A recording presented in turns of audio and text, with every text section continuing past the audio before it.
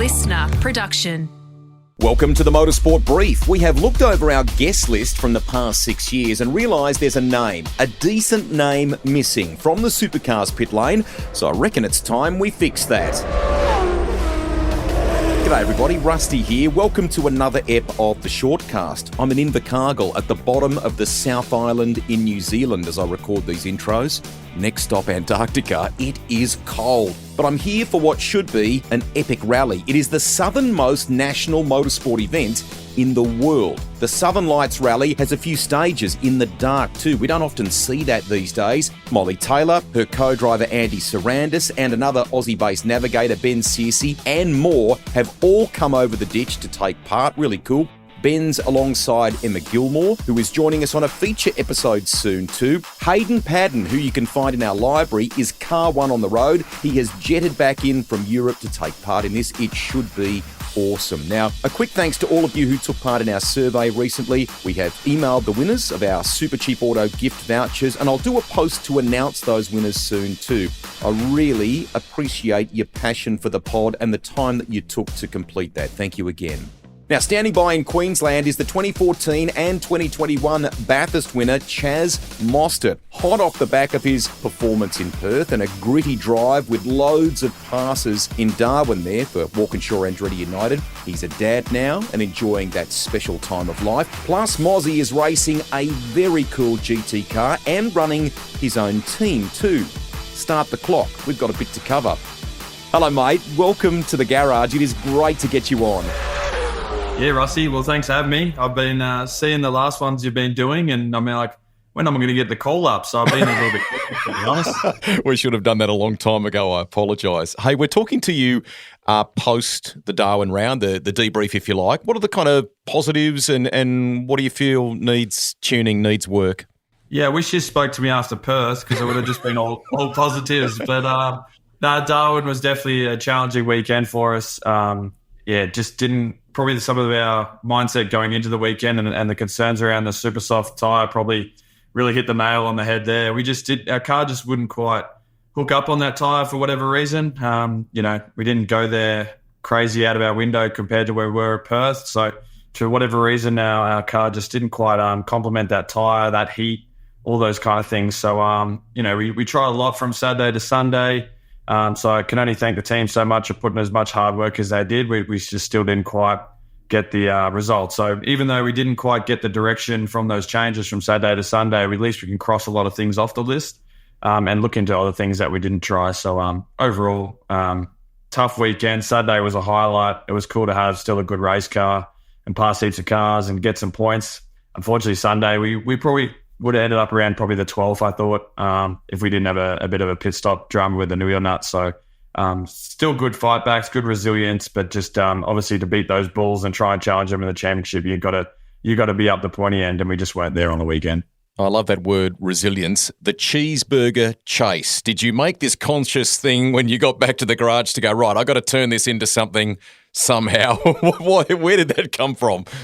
I don't know. I think obviously the results of Perth were just like a big relief for the whole team and a lot of self-belief. So even though we're starting 22nd, it's probably a big thought process from how we were at Perth that we believe we can get the results we want to do. So I think the drive through and obviously still had a pretty good race car was just because coming off those results at Perth, and same with the pit stops. The guys were really on it on Saturday. It was a shame on Sunday because it would have been another good stop. But just everyone believes in the team that we're taking a big step forward this year, and we want to keep trying to achieve those results. So I don't know. When I'm driving around and trying to chase cars, it wasn't really thinking about each cheeseburger per car, but overall, it was a good bit of activation anyway on the team's part after the race. It was pretty funny. Great stuff. So the takeaway from the first two questions here is you need the progress that you enjoyed in Wanneroo to translate more consistently, more regularly in places.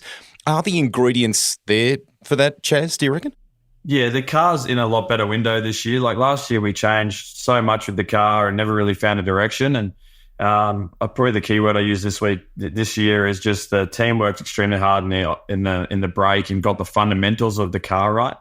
And that's been our biggest thing turn into this year. So it's almost like everything we learned or everything we did last year is kind of a little bit irrelevant, and we're kind of starting our Gen 3 journey this year, if that makes sense. So we kind of feel like we're a little bit behind a few of the other teams and the success they have. But what we've been able to do in the first, I think, 4 rounds has been pretty cool, other than put a line through Darwin, which is definitely not where we want it to be. But, even the car we had there this year felt even better than last year, but just kind of similar results. So, I'm much happier. I feel really good. And the team's championship's been pretty cool this year to see that live pit lane order. And, as a team, you come back and we probably didn't achieve what we wanted on the weekend, but somehow hold enough points to stay second in the garages for the next round is something we're still proud about and reflect on in a positive way. So, we're really enjoying it as a team this year. But, we just need to show that we can still dig the heels in after this weekend and come back stronger at the next one.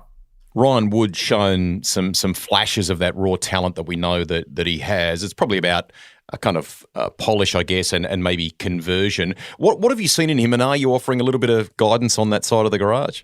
Yeah, he rides obviously the same wave that I do most weekends with where we're at with the team and stuff like that. And what he's been able to show this year, where he just comes in, he's obviously a super young talent. He just grabs the scruff of the neck of that car and makes sure he gets the 10/10ths out of it. So he's keeping me honest in the background. I look at a fair bit of his data, and then there'll be a corner here that he's absolutely smoking me at. And then Sam, my engineer, gives me a bit of a tune-up, mate.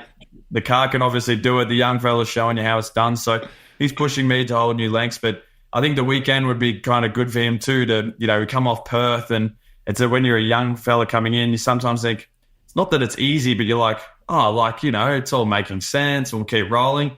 But like anyone's career, you need to see the highs and the lows and then see how you dig yourself out of that. So it'll be interesting to see what debrief's like at the end of this week, see how he handles himself in that, and how he asserts himself coming back at Townsville as well, because obviously both our cars were just not in the window that we wanted. So, it's as much as like I'm obviously as a teammate, the number one rule is always try to beat your teammate.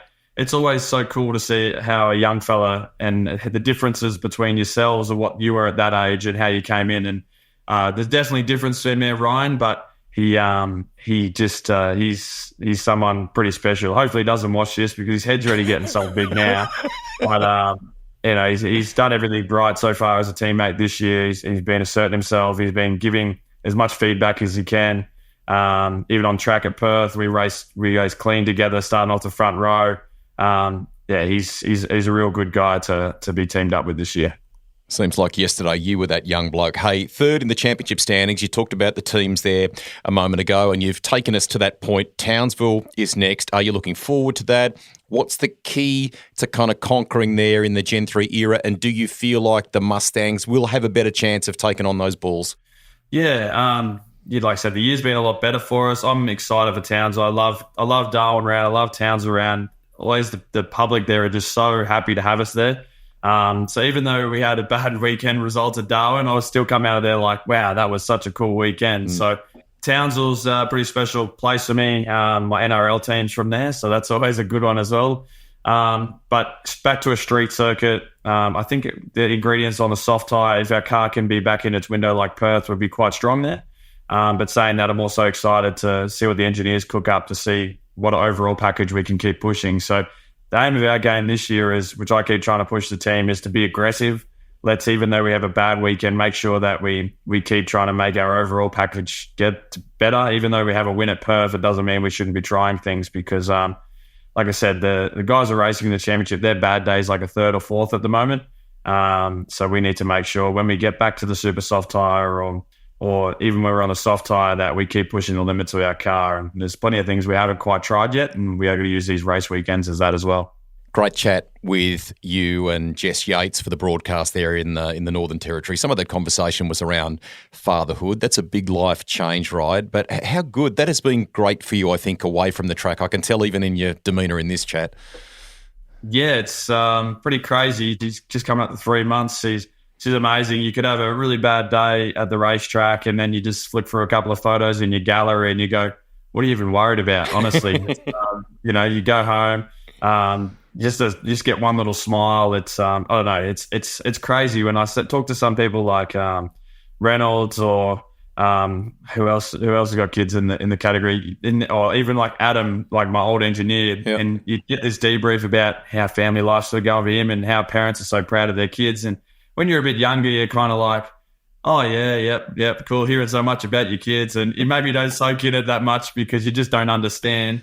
And until you have your own, you're like, wow, like I totally get why, like they're the joy of your life. So yeah, it's pretty amazing. I'm so excited to see her grow up and see what she wants to do, and so many steps ahead of where it currently is. But it's amazing. So I think she'll be at a round real soon, which will be pretty special. Lovely. I do feel like these last couple of rounds have been a little bit probably harder for me because I just feel like I don't know, just missing out on those couple of days you're away and seeing her grow up so much. So I'm excited that she can come to the next couple, hopefully next couple of rounds, and see that growth as well, and hopefully that will help with some on-track performance as well. Lovely time of life, mate. Enjoy every minute. I know you will. Lee Holdsworth, enduros. Tell us about the back end of the year. What are you kind of looking forward to as far as Sandown and Bathurst are concerned there? And there, in the ups and downs that you've enjoyed so far this year, that must be a little bit of a target for you guys.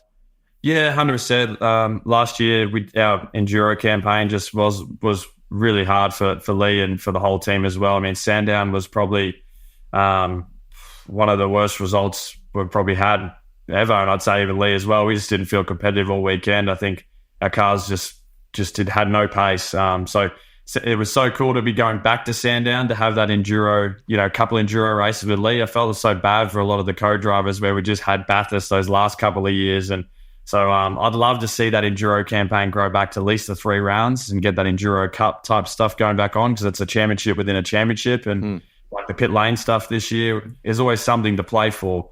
So yeah, having Holdsworth back is great. He matches me every time I get in the car. I don't know how he does it.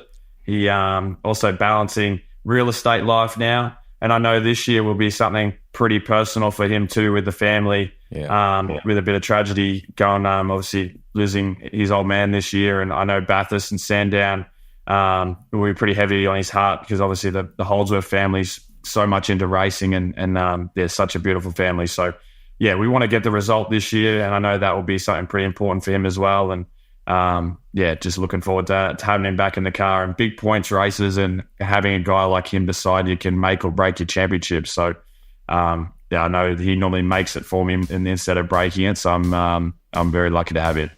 We will sneak a quick break here on Rusty's Garage. More of our convo with Chaz Mostert on the other side of this. You're listening to the Motorsport Brief, our garage shortcast, with Walkinshaw Andretti United's Chaz Mostert, wrapping up Darwin, looking ahead to Townsville Supercars, and with a bit of time dedicated to everything else he's doing too. It has been great to finally get him on. Let's continue now.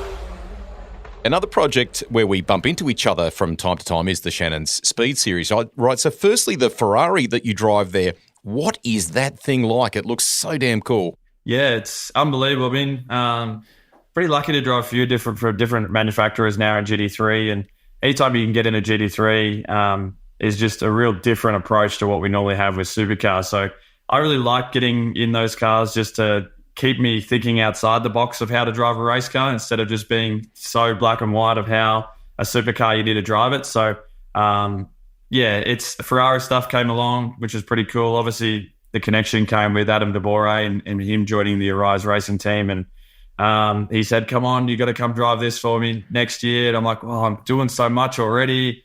And I said, okay, well, I'll lock in for 1 year and we'll see what we can do. And awesome to team up with Liam Talbot. He's a fantastic driver. He won the championship last year. So for me, it felt like with everything else going on in my life around side things, with a bit of team ownership and new young family, obviously super involved with supercars, I thought, well, at least Liam Talbot can carry me through these rounds. So that's how it kind of all came apart. The car's amazing, really cool to drive. They're all got their strengths and weaknesses, which is awesome about GT3. And a lot of buttons on the steering wheel. I still don't know what really controls it, because the cars has got about 2 buttons that work on their steering wheel. So I just keep asking Adam more questions about the steering wheel than whatever that's happening with the car balance.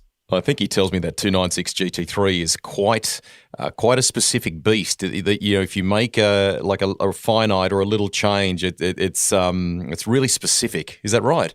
Yeah, I think it takes about 4 buttons before we can actually exit the pit box. So it's very complicated, but it's pretty cool watching you come to work. And it's obviously a piece of art. And all those manufacturers, every time they bring out a new model, that the goalpost just changes further and further. And I feel like the Ferraris, could have possibly, when GT Le Mans was still around, could have been a perfect car to go straight into that. But they're pushing GT3 limits to the next level. So it's pretty cool to be involved with.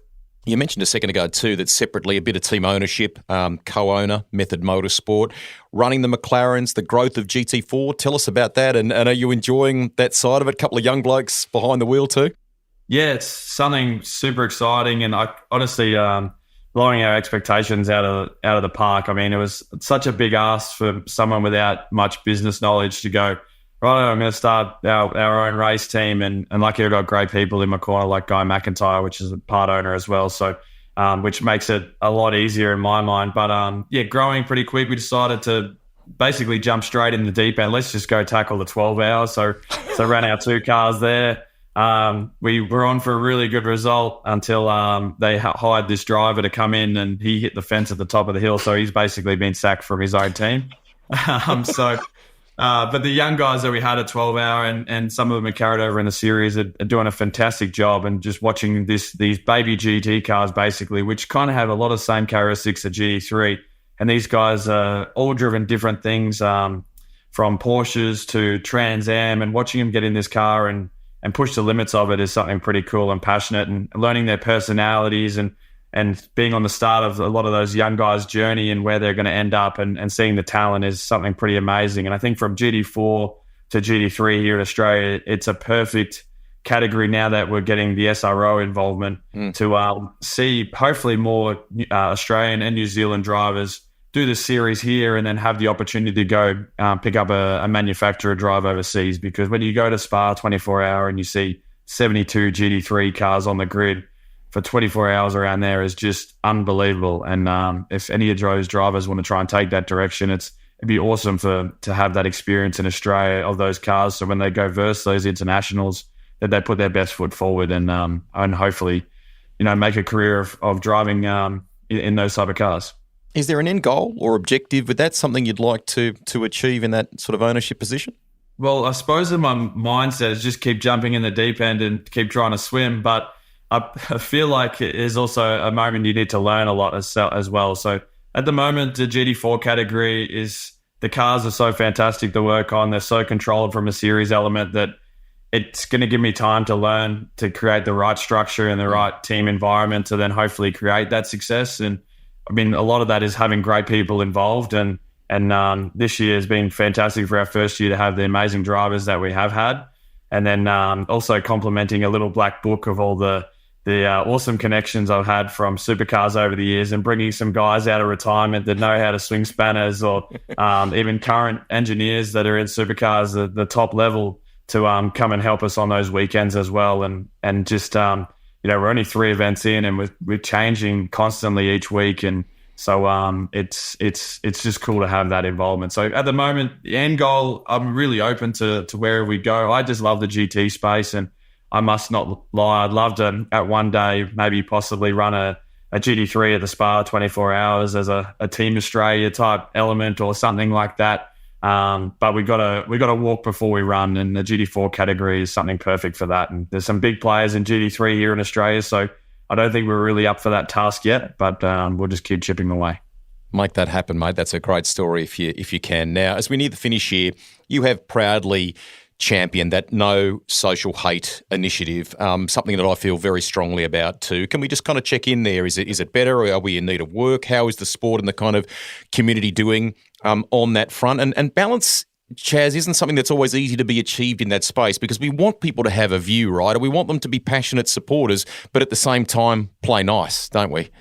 Yeah, it's super tough, Rusty. And it's kind of hard for me to sit on the fence and say that it's going better in the whole scheme of things. I think it's just like a reflection of our world and people as where we are in life at the moment. So like I said, the whole social thing when I first got onto it was amazing. Like we got on there, we'd keep in touch with our family that we don't live in the same states, or we look up to our icons of what sports we're into, or people that we can just keep up to date with life and on it. And it was so good and it was so positive.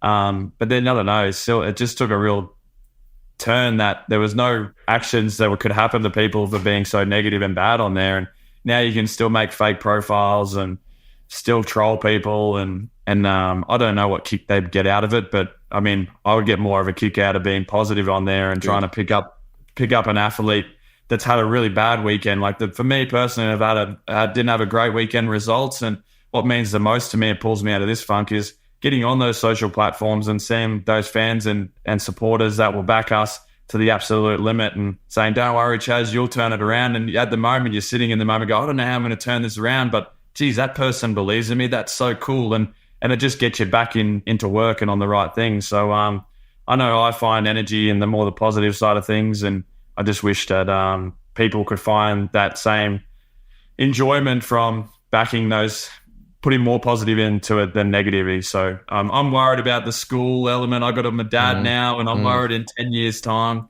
when my little one's at school and she says, I want Facebook and I want Instagram or all these kind of things, and I'm just going to be nervous as, and no doubt a lot of parents are in the same type of thing now. But there is things changing, you know, big organizations like Optus, they're doing digital thumbprints and trying to educate, you know, kids at school what's right and what's wrong, and bigger organizations are doing that, which I think it's really cool, but it's still going to come back to the end of the day of people being accountable for things that are really, really far past the point. And I hope Supercars as well, you know, you see things in NRL and AFL, I think they do a great job at stuff in stadiums. If someone's uncalled for or out of line, they, you know, either get bans on tickets or they get stuff like that. And I did raise it with Supercars a while ago, but to be honest, it hasn't really seemed like it's changed too much in that kind of stuff. And the worst one I think I found, and I don't talk about this publicly too much, but it was a couple of years ago, and and probably Fabian will shoot me for saying it, but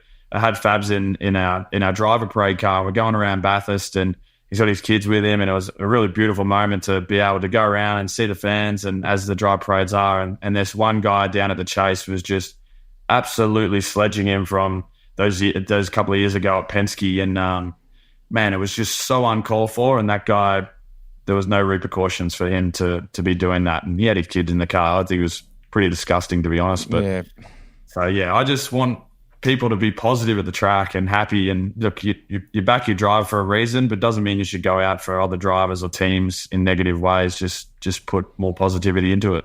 That stuff is disgraceful, mate. Well done for just continuing to ooze positivity, whether it's in the media generally or in the social media space. There is a spot for that. There is a place for positivity, and we need more of it in our game. Finally, have you kept your first car? I think it was a Honda, and do you get to escape in that every once in a while? Yes, still got my Honda. Yes. About a year, but 2 years ago, I finally did the 18-year-old Chaz engine conversion, and you know all the plans you have for your little car that you probably shouldn't. So yeah, it's got about 500 horses at the front wheels now. My little Honda, and it runs on E85, but honestly, I think it's I'm maybe lucky to get it out once every 3 months. Ree doesn't really like me taking it out too often. So yeah, it sounds like a WRC car for whatever reason. So yeah, anyway, dad now, but it still sits there, and I can just still see it and still think I'm 18. So it's serving its purpose. I love it, mate. Thank you very much for coming on and covering a bit of ground with us today. We're really glad, and let's do it again in the future, hey? Thanks, Rusty. Cheers, mate. From his Bathurst wins to that frightening crash at the top of the mountain in 2015, we will sit down with him one day for a feature episode. That's for another time. I am proud of him for what he has done with that No Social Hate campaign too. Just be nice. It's not much to ask. We're in a fortunate position of following a sport with good people who do things that the rest of us can only dream of. Admire that, respect that, and as I often say, wear your team colours proudly, staunchly support your favourite driver, stay loyal to them.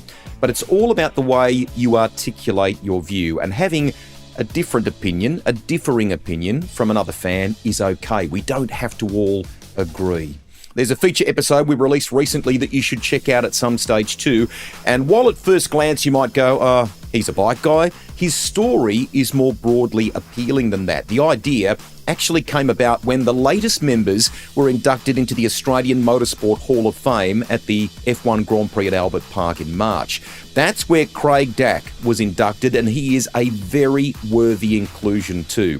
From his success in Mr. Motocross to proudly representing Australia on a half a dozen occasions, starting his own team, chalking up a 30-year milestone with it in 2023 and the enormous success that it's enjoyed, some of the star riders he's guided along the way, including a young Chad Reed when he first set out to conquer the US, and some little-known stories too, including the aerobics TV show Stunt that went wrong and had promoters worried, to a sliding doors moment that almost saw him switch to touring cars to race alongside a legend of the sport. Next week's shortcast is one that you've all been asking for. SVG joins us and we're giving you the keys. We have been swamped with questions for that one. I won't get to all of them, but we'll cover as much ground as we can, particularly about his new chapter in NASCAR, which he is loving. The Chicago race that he famously won last year is just around the corner, so good timing. We're also catching up with Ricky Carmichael too, the GOAT of Supercross and Motocross, and keep an eye out for notifications on feature episodes too, including one with a driver who could go wheel to wheel with one of motorsport's all-time greats, Ayrton Senna. Our guest is Calvin Fish, who commentates in America these days, will reflect on his own driving career and what it was like competing against a legend of the sport. That is it for this week. We'll catch you next time. Bye for now.